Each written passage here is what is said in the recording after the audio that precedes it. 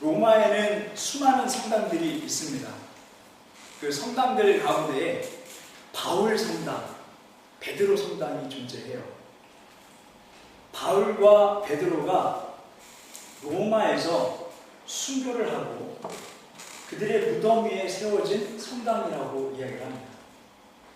근데 가장 중요한 것은 로마라는 지역 이름이에요. 우리는 바울은 잘 알고 있어요. 바울이 로마로 갔다라는 것을 말씀을 통해서 잘 알고 있습니다.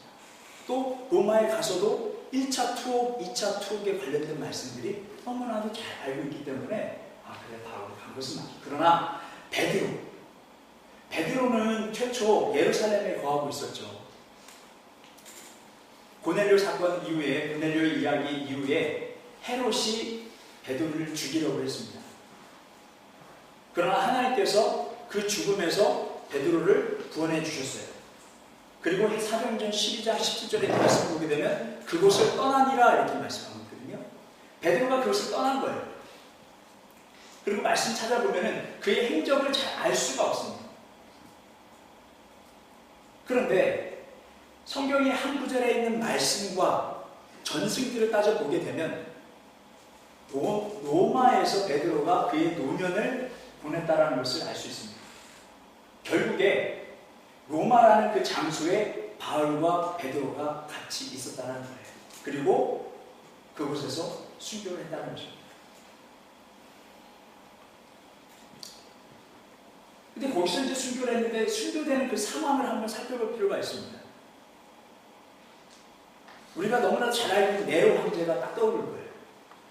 근데 사실 로마의 그리스도인들은 최초에 그렇게 많은 핍박이 있지는 않았어요. 그 이유가 로마에는 다종교예요. 많은 신을 섞였습니다. 그래서 그 종교 중에 하나가 그리스도인들이 믿는 하나님이라고 생각을 했죠.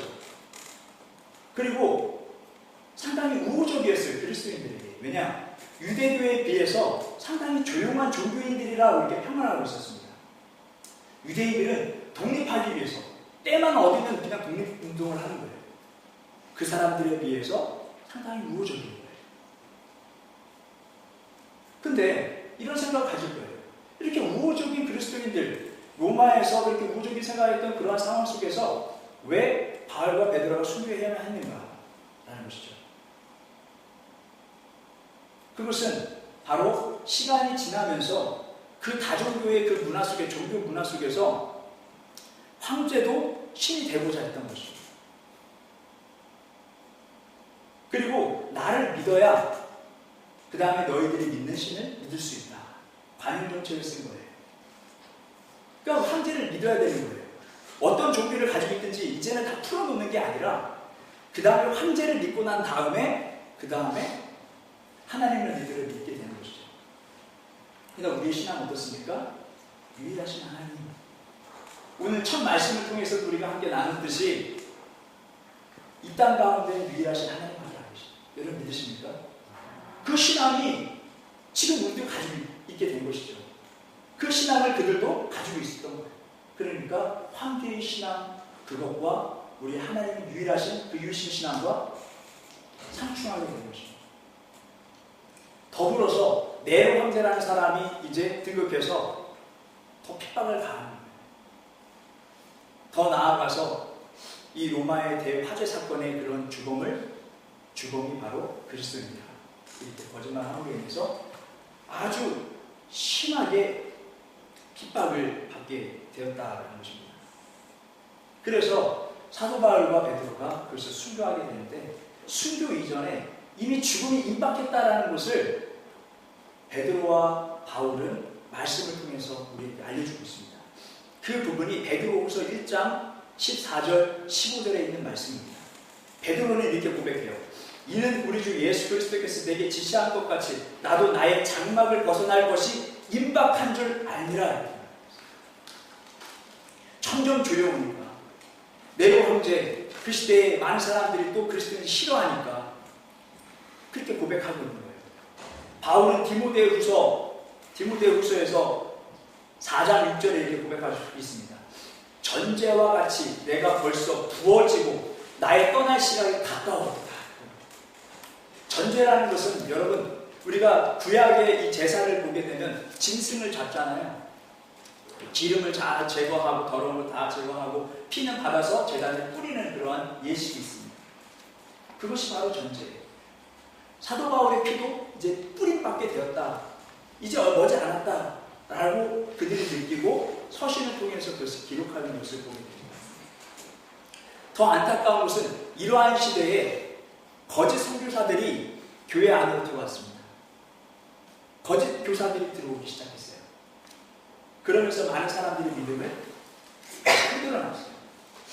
아직 견고하지 않은 그러한 신앙인들을 막 흔들어 놓기 시작했어요.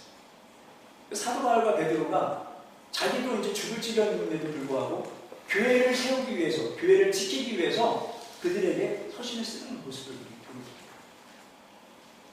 우리가 교회를 어떻게 사랑해야 될지를 베드로와 사도 바울을 통해서 그걸 알게끔 합니다.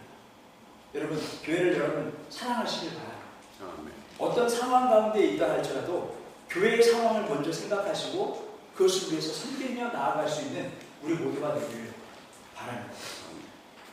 이제 거짓 선지자들이 이제 들어와서 이 거짓 교사들이 들어와서 어떠한 일들을 벌였느냐가 이제 우리가 볼 필요가 있습니다. 이들은 사람들에게 이렇게 들어와서 너 마음속에 있는 대로 다 행해 이렇게 이야기를 합니다.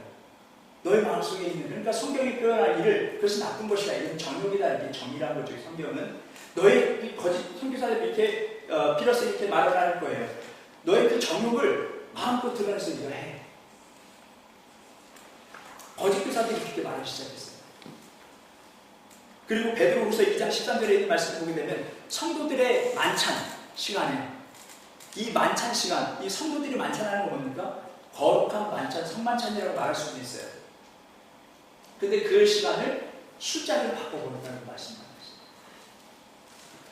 그러니까 믿음이 연약한 사람들로 하여금 세상과 교회는 별 다를 게 없다라고 믿음을 완전히 흔들어 놓는 것이죠. 성경은 이와 같은 거짓 교사들에 대해서 무리 없는 샘물이라고 이렇게 고백하고 있습니다. 무리 없는 샘물. 물이 없는 셈이에요. 물인 줄 알고 사람들을 막 끌어들였어요. 근데 물이 없어요. 결국에는 그 거짓 교사들은 너의 안에 있는 정욕으로 인해서 너를 충만하게 해. 너로 하여금 기쁘게 해. 이렇게 말하는 것이죠. 그래서 성경은 이렇게 표현하는 것이죠. 물이 없는 셈. 그리고 거짓 교사들이 이렇게 고백합니다. 이렇게 이야기를 합니다. 이것이 자유다. 하나님 믿으면 좀 자유해야지. 왜 매여 있어? 네가 원하는 대로 그렇게 해. 말씀 보기엔 진리를 알지 진리가 너희를 자유케 하리라. 성경은 그렇게 이야기합니다. 그 자유가 그 자유가 아니라고.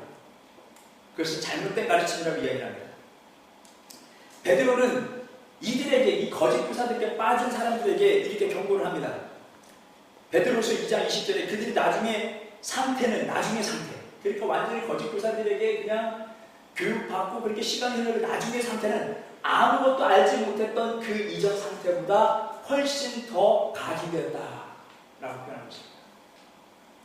여러분 지금 가지고 있는 성경 그 말씀을 보게 되면 좀 더 쉽게 설명이 되어 있습니다.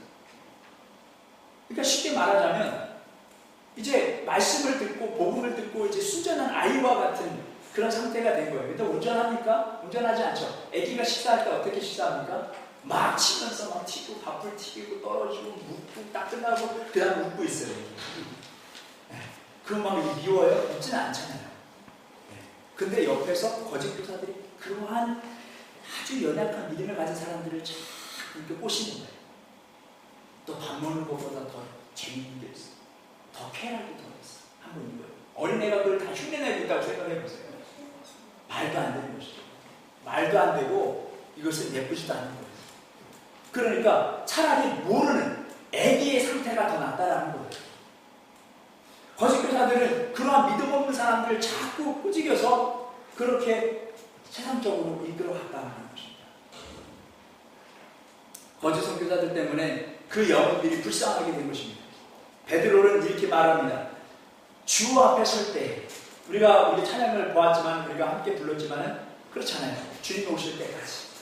우리가 그런 신앙을 살아가고 있는 사람들인데, 주 앞에 섰을 때에 정과 흠이 없도록 해라. 이 말씀은 그냥 죄 짓지 마. 그건 죄야. 그 죄 지면 안 돼. 그러니까 죄 없이 온전한 의인으로서 우리가 살아가야 돼. 이 정도의 말씀이 아닙니다. 여기서 정과 흠이 없다는 말은 거짓 교사들에게 속지 말라는 거예요. 거짓 교사들 때문에 더 죄를 짓지 말라는 것입니다. 그러나 더욱더 안타까운 것은요, 사도 바울이 이렇게 이야기를 합니다. 디모데후서 4장 3절에 있는 말씀을 보게 되면 디모데에게 이렇게 이야기해요. 거짓 교사들을 찾아가는 사람들이 더 많아질 거예요. 그러한 사람들이 점차적으로 많아질 것이라고 이렇게 이야기를 합니다. 그러면서 사도 바울은요, 그렇게 거짓 교사들을 찾아가는 사람들의 그런 심리를 파악하고 그 믿음을 아주 꿰뚫어 보기 시작했습니다. 그들을 살펴보니까 사도 바울은 심각한 거예요. 이 사람이 거짓 교사 때문에 막 끌려가서 죄 짓고 막 이렇게 세상 사람들과 별 다를 거 없이 이렇게 지내는 것 같은데, 살펴보니까 실상 거짓 교사들의 문제가 아닌 거예요. 실상 그 자신의 문제가 있었다는 거예요. 디모데후서 4장 3절에 있는 말씀을 보게 되면 마치 귀가 가려운 사람처럼 묘사하고 있습니다. 그렇게 끌려다니는 사람들을 향해서 귀가 가려운 사람으로 묘사하고 있습니다. 이것을 조금 풀어서 설명해 보자면, 우리가 신앙생활 할 때 우리의 그런 정욕들을 누르고 살아가는 경우가 상당히 많습니다. 이것 하고 싶고 저것 하고 싶고 세상 사람 저 친구와 하는 그대로 살아가고 싶은 마음들이 있어요. 근데 그걸 어떻게 합니까? 누릅니다. 성령의 힘은 내 힘을 안 되니까 누르면서 살아가요. 그런데 계속적으로 우리에게 음성이 들려오죠. 한번 해봐. 그렇게 한번 해봐. 그거 뭐 큰 문제 아니야. 그거 했다고 해서 뭐 믿음이 구원이 사라지고 그렇지, 그럴 것 같아, 그럴 것 같아. 이런 마음들이 계속 들려오는 거예요. 그것이 귀가 간지러운 사람들이라 이렇게 표현하는 거죠. 그러니까 귀가 간지러운 사람들이 이것을 긁어줄 만한 사람을 찾고 있는 거예요. 그러다 보니까 거짓 교사들이 그렇게 이야기하고 있거든요. 정욕거리 해놔라. 왜 자유하지 못하는 게 매여 있느냐? 마음대로 살아. 그러니까 솔깃한 거죠. 그러니까 복음의 메시지, 되도록이면 선하게 살아라. 하나님의 의를 이루어 살아라. 세상을 버려라. 하나님의 뜻은 그것이 아니다. 이렇게 메시지하는 것보다 너 뜻대로 살아라는 것으로 끌려가기 시작했다는 것입니다. 아, 바울이 그걸 보면서 그것은 아니다. 이것은 그렇게 함으로 인해서 믿음에서 파산하고 죄의 값을 받게 될 것이다. 정욕을 위해서 살아가는 사람들, 이것을 디모데후서 3장 2절에 보게 되면 이런 사람들을 향해서 자기를 사랑하는 사람들이라고 그래요. 자기를 사랑하는 사람. 이제 거짓 교사들의 문제가 아니에요. 이제 누군가 어떤 강사들을 막 이야기해도 강사들의 문제가 아닌 거예요. 그것을 따라가고 있는 그 사람들을 향해서 자기를 사랑하는 사람들이다 하고 이야기하는 거죠. 이때 마태복음 16장 24절에서 28절에 있는 말씀을 보게 되면 예수님께서 우리에게 말씀하고 있어요. 나를 따라오려거든 자기를 부인하고 이렇게 말씀하고 있어요. 자기를 부인하고. 이 말씀이 무슨 말씀입니까? 자기를 사랑하고 자기 정욕대로 살아가려 하는 이 모든 것들을 내려놓을 수 있는 사람이 되어야 된다는 것입니다. 그러면서 하나님을 사랑하고 내 이웃을 사랑하라. 이렇게 말씀하지 않습니까?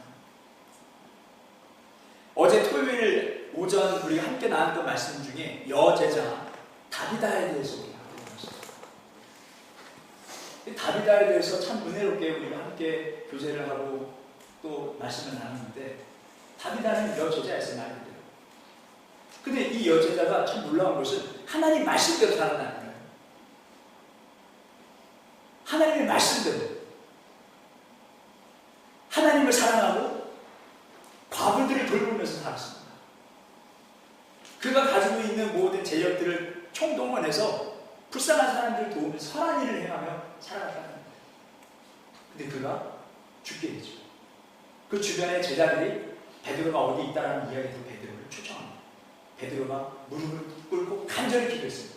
그리고 그 사체를 향해서 죽은 여인 다비다를 향해서 다비다야 일어나라니까 일어나게 됐습니다.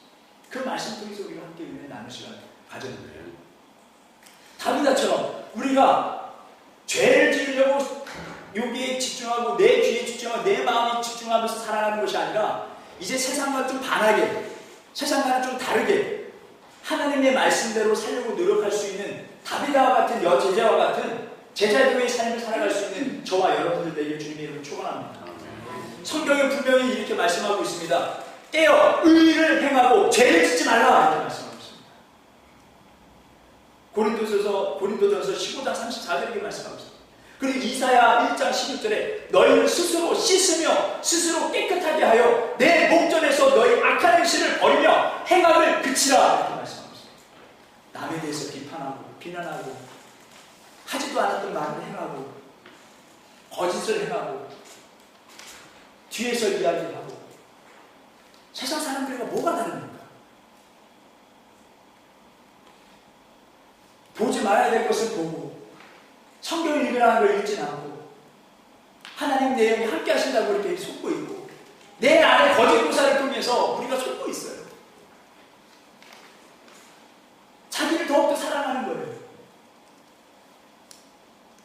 엘리 제사장의 자녀들이 다 죽고 엘리 제사장이 죽게 되었죠. 하나님과 가까이 지내지만 하나님과 먼 사람들이었습니다. 하나님께서 경고는 하셨지만 더욱더 자기 자녀들을 사랑했다. 다시 말하면 자기의 소유권, 자기가 가지고 있는 것, 자기가 누리고 싶은 것 그대로 다 누리고 살았다는 것이죠. 그들의 결국은 어땠습니까? 믿음의 사람들이 어떻게 됐습니까? 하나님과 가까이 있었던 사람들이 어떻습니까? 성경은요 구약에서부터 지금까지 신약의 이르기까지 계속 우리가 어떻게 살아야 될 것이라는 메시지를 우리에게 주고 있습니다. 구원을 얻었습니까? 구원 얻었습니까? 할렐루야 믿었습니까? 끝이 아니라 이제는 하나님의 뜻대로 살아갈 수 있는 사람들이 되어야 된다는 것입니다. 디도서는 우리에게 정확하게 이렇게 말씀을 우리에게 전해주고 있습니다. 2장 14절에 선한 일, 이것은 세상 일을 버리라는 거예요. 선한 일을 도모하며 살아가기를 원하는 하나님의 뜻이 여기 있으니 이렇게 말씀합니다. 여러분 이 지나간 말씀이 아니에요. 오늘 우리가 이 시간 살아가는 오늘날 살아가는 우리가 지켜야 될 것입니다. 선한 일을 도모하세요. 자기를 사랑하면서 자기를 지키려고 하고 그렇게 살다 보면 다른 사람들을 죽이게 돼요. 그리고 자기 자신도 죽게 됩니다. 그리고 세상적인 것들 다 누리고 보고 느끼고 만지고 이 모든 것들을 해나가다 보면 하나님의 심판대 앞에 서게 됩니다. 여러분 우리가 깨어야 돼요. 이제는 선한 일을 도모하시길 바랍니다. 이것이 하나님의 뜻이래요. 너 하나님의 사람아 죄를 버리고 선한 일을 위하여 살자 라고 여러분들 오늘 이 시간 저와 함께 마음속으로 이렇게 고백하기를 원합니다. 이것이 그의 나라와 그의 의를 구하는 것임을 제가 말씀을 준비하면서 깨닫게 되었습니다. 알고 그 쉬운 대로 뭐 자기 통제하는 그게 쉽습니까? 쉽지 않죠. 그의 나라와 그의 의를 구하는 하나님은요 악을 버리고 선한 일을 도모하여 내 이웃을 내 몸과 같이 사랑할 수 있는 그런 삶을 살기를 원하십니다. 디도서의 말씀입니다. 그랬을 때 여러분 우리에게 주신 말씀 참 지혜가 될 수 있습니다. 오늘 이 말씀의 제목 우리 말씀을 기억하면서 말씀의 제목 한번 읽도록 하고요. 오늘 이 말씀을 기억하면서 살아가길 원합니다. 진실하게 하나님 앞에 정결하게 살아가길 원합니다. 하나님의 뜻대로 살아가길 원합니다. 하나님이 원하시는 내가 하나님의 의를 이루며 살아가는 그러한 제자가 되길 원합니다. 찬양 부르도록 하겠습니다. 먼저 함께 읽겠습니다. 오직 이와 하나님의 사랑은 고개로 읽겠습니다.